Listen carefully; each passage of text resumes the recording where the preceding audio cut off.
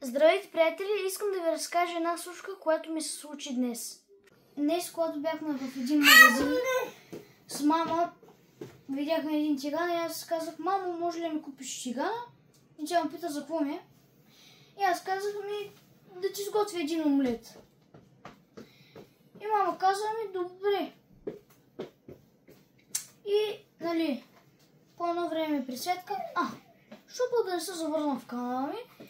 И днеска реши да се завърна с един класически, не знам дали е класически, но омлет. Сега почваме като взимаме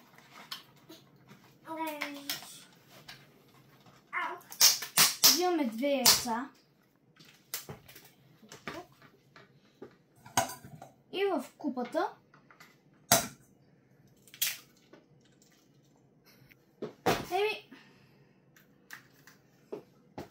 не се получи, но вземе още яйца.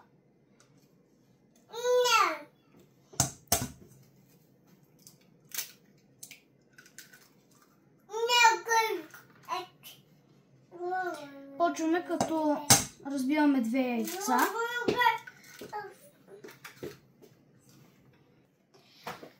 Сега ще спрем малко видеото, защото направих една тъпотия. Разлях яйцето на тъската.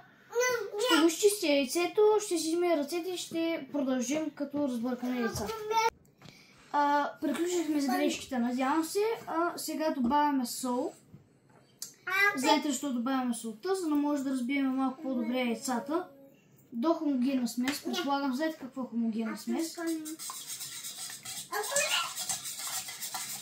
И почваме да бъркаме.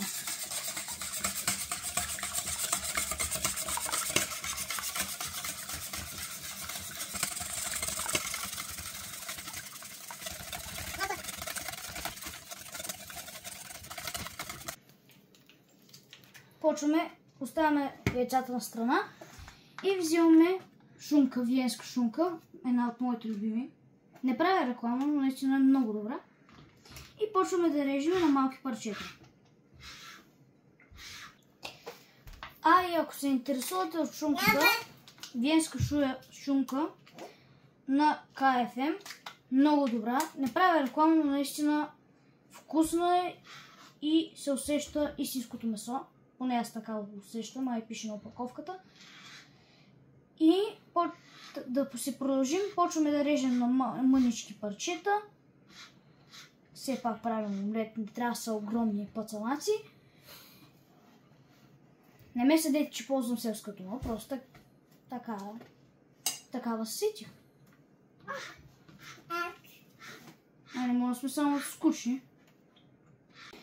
Може да чуете малко шум, но уви, имам сестра, няма как да не участва до мене, все пак съм и брат.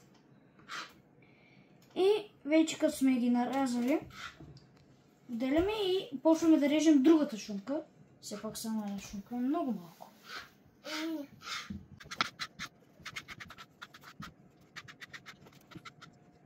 И вече нарязахме шунката и време да нарежем сиренето. Ето го. Не мисля да прекалявам с сиренето, все пак ще стане много солено. На купчета.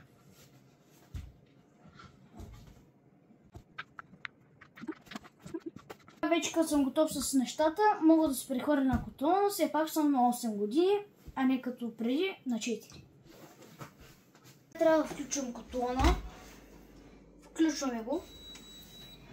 И включваме горе ляв котлон. И го правим до 6. Така, и го чакаме да загрее. И почваме като сложим малко мазнинка.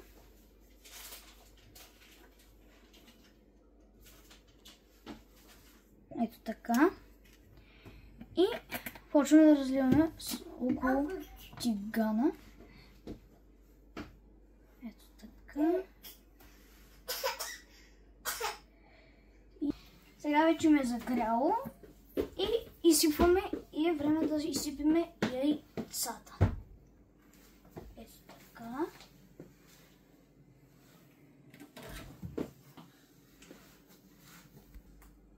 Ето така. И почваме да ги разливаме по тигане.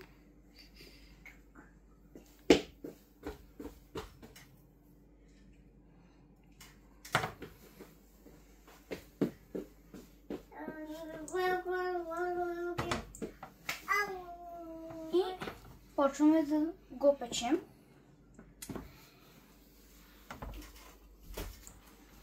И чакаме.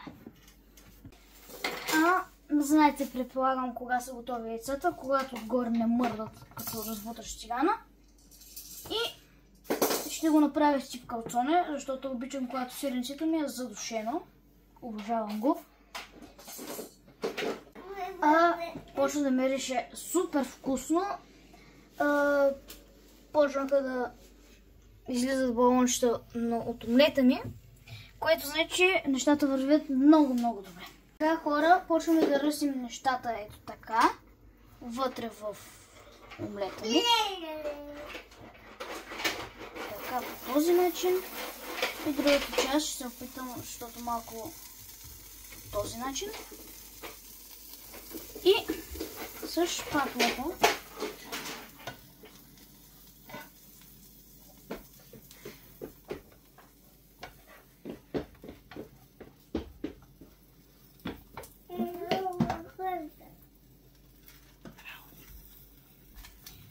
го направихме като калцоне.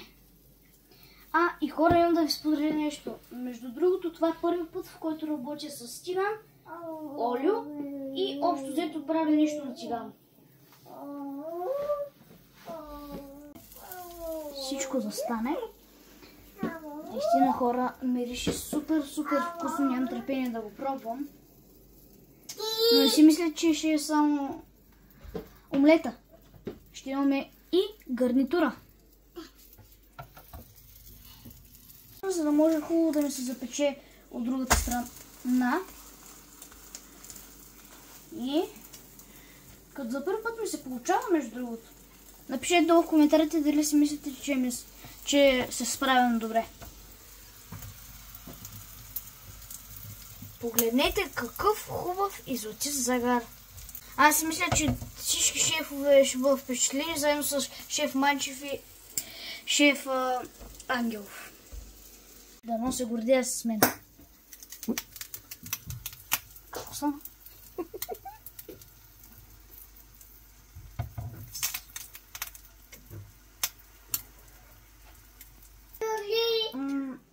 Значи, сега е време да го принеса в чинията. Мама, може ли малко помощ? Подай чинията, ако обичаш. Благодаря. И да видим дали ще ми се получи. И ето го. И моя омлет. Имаме страхотни зеленчуци от магазин Здравей в Славейков. Аз съм от Бургас. И наистина този път правя реклама, защото освен, че доматите са толкова вкусни, че си направо се умирам за тях, а пък царевицата даже да не говорим. И забравя да спомена, че всичките зеленчуци плодове са от тяхната градина и всичко е еко, био, там другите неща, зелени. И почваме да режем домата.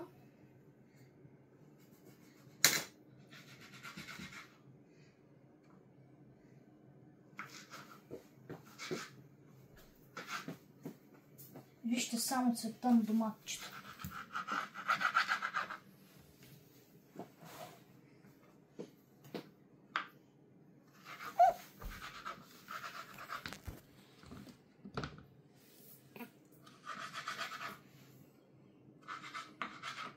Ако искате, можете да скипнете това, защото е малко скучно.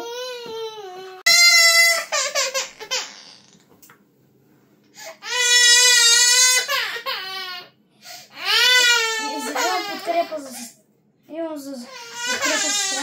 Какво искаш, Иви? Да. побърза малко, че се дразни, защото тя обича домати. И да сложим доматчетата ето тук, като гарнитура, от тази страна.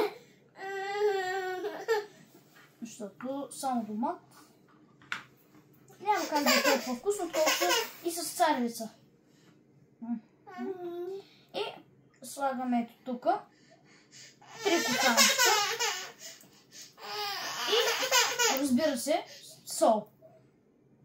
Ето така, на цялата салатка и получаваме хубав, много хубав, не само хубав, омлет с салатка. Как изглежда отвътре? И мирише галактически хубаво. А сега трябва да спираме видеото. Съжалявам, но еви и мама трябва да изкъпи. Аз преди това да и се нарадвам. Снимах под напрежение, но важното е, че е хубаво, а и Еви също ще папа.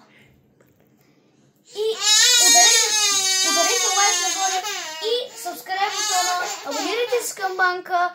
Чао! И следете ме за нови рецепти.